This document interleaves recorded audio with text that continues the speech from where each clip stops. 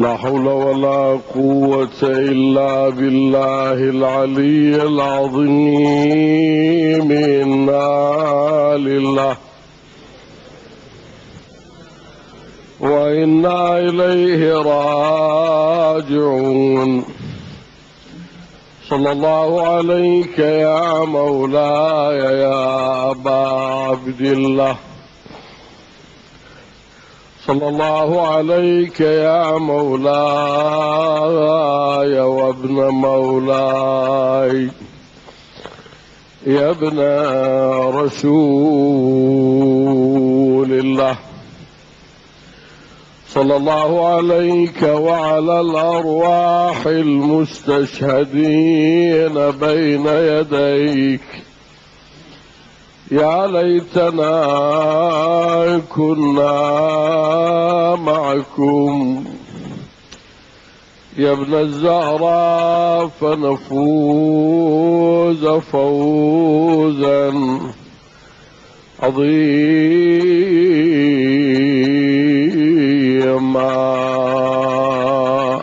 روحي وأرواح العالمين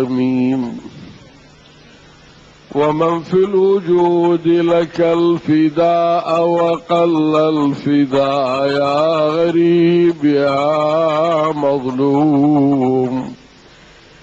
كربلاء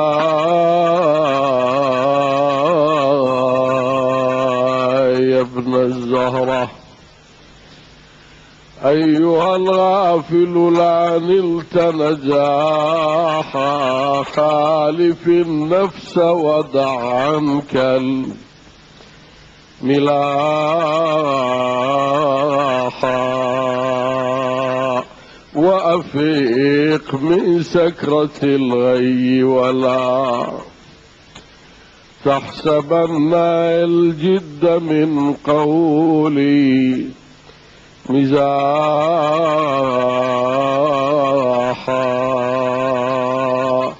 كم تمادى في الهوى لا ترعوي، وغراب البين يدعوك الرواحا. كيف لا تقلع عن معصية ونذير الشاب في المفرق لا آذنت فيك الليالي بالفناء، ودنا الموت مساء أو صباحا. أنت من فوق مطلع الأيام فلك الأطلس يحدوها لحاحا. فاتخذ زادا من التقوى وكن خافضا لله من ذل جناحا، معرضا عن زهرة الدنيا. فهل لقي المغتر بالدنيا فلاحا؟ إنها دار غرور طبعها الغدر والمكروه، فبعدا وانتزاحا. أولم تسمع بما قد صنعت ببني أحمد؟ لم تخشى افتضاحا. شتتتهم فرقا واجترحت سيئات تملأ القلب جراحا. جرعتهم أكوس الحتف فكم قد أتاحت لهم الشر المتاحة، صوبت فيهم سهاما لم تصب غير قلب الدين، فاستلت صفاحا أظهرت أبنائها ما أضمرت، واستباحوا كل ما ليس مباحا، عقدوا الشورى وحلوا بيعة، أنكحوها حبترا ساء نكاحا، ويلهم ما نقموا من حيدر، زوجوها من أخي تيم سفاحا، واستباحوا إرث بنت المصطفى، أي شرع لهم ذاك أباحا، يا ليت ذا أكفاهم عن عصرها، عصرة منها ابنها المحسن طاحا، ثم لما يقنعوا بل أمروا قنفذا بالصوت يكسوها وشاحا، لا شعري أي ذنب أذنبت، فاستحقت من دلامي أن تجاح. ماذا فعل؟ لطم الوجه فأدمى عيناه، وانثنى يصفق كفيه ابتجاحا، حر قلبي لطغى من هجموا بيت قدس شرفا فاقل الضراحة، أشخصوا فوارة العلم على حالة طبقت الدنيا الصياحة، وقفوه عند تيم موقفين ما جا قبر المصطفى منه النياحة، يرفع الطرف فيشكو تارتين وبأخرى يلمح القبر ارتياحا، ينادي يا ابن أم إن القوم استضعفوني وكادوا بعدك يقتلوني. هذا وفاطمة واقف على باب المسجد وتنادي خلوا ابن عمي أو لا أكشف بالدعاء رأسي وأشكو للإله. يقول سلمان وإذا بحيطان المسجد قد ارتفعت، وفي رواية حيطان المدينة كلها ارتفعت تعلقت في الهواء.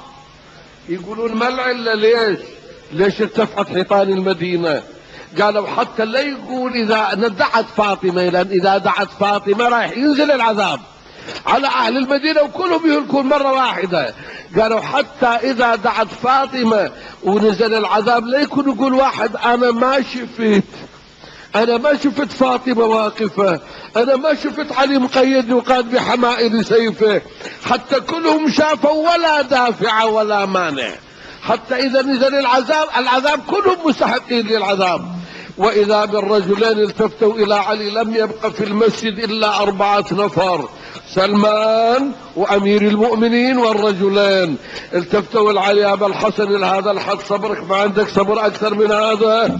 بعد ما عندك صبر تدعو فاطمة ينزل العذاب تهلك أمة محمد؟ التفت أمير المؤمنين إلى سلمان، قال له سلمان، قال له امضي إلى فاطمة وقل لها يقول لك مولاي أمير المؤمنين إنما بعث أبوك رحمة فلا تكوني على هذه الأمة نقمة. رجع سلمان إلى فاطمة وقف عليها: سيدتي يقول لك مولاي أمير المؤمنين إنما بعث أبوك رحمة فلا تكوني على هذه الأمة نقمة. قالت: عم سلمان كسروا ضلعي صبرت، أسقطوني جنيني صبرت، لطموني على عيني صبرت، غصبوا إرثي صبرت، يريدون أن يتموا أولادي.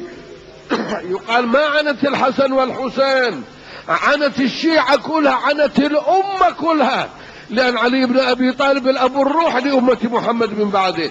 قالت: يريدون أن يتموا أولادي من علي. لا والله لا صبرت، إما يدعون علي أو أدعو عليهم. لا تلومني لا حاجتا أحزعني يا سلمان، جنك ما تدري بالذي فعلت العدوى، مني خذوا حقي ولا يا راعوا الوصية، هجموا علي داري وساتر ما علي، والمرتضى قاعد وحايا أبرع تاجرية، يضرب عين بابنايا الشابة والنيرة. لا تلومني ضلع انكسار بالباب قوايا، وما قصروا فينا عدي من الامر، ما ظنتي تدري العبيد بيا السوايا، سقطني المحسن وخايا الله الجسم نحلان، وجسم انتحل من ضربة المسمار صدري، وانكسرت ضلوعي ودايا احيل باب يدري، وكل ما جرت نكبة عليا اي ازداد صبري، وكظمت غيظي والقلب فايض بالاحزان، وبس عاينت حيدر ملايا ببقى ايدينا، واسمعت شبلي الحسن يا عندي براح وبونا، غصبا علي طلعت خايا وفي يذبحون، وتيتم اولادي عقوب فارس الفرسان، قالها يا زهرة قيلك مختار كرار روحي، وردي وعلى ابوك النبي في الدار نوحي. قالت عقب حيدر ترايا بتروح روحي، خلني ازلزلهم ترايا ما بيهم احسن، خلني يا سلمان اشتكي ذايب وفادي، يطلع علي الكرار لو زلزل الوادي، والله يا سلمان الرجيس روع أولادي.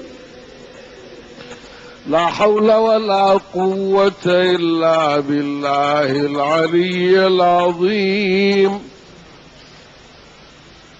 إنا لله وإنا إليه راجعون. وما ربك بغافل عما يعمل الظالمون.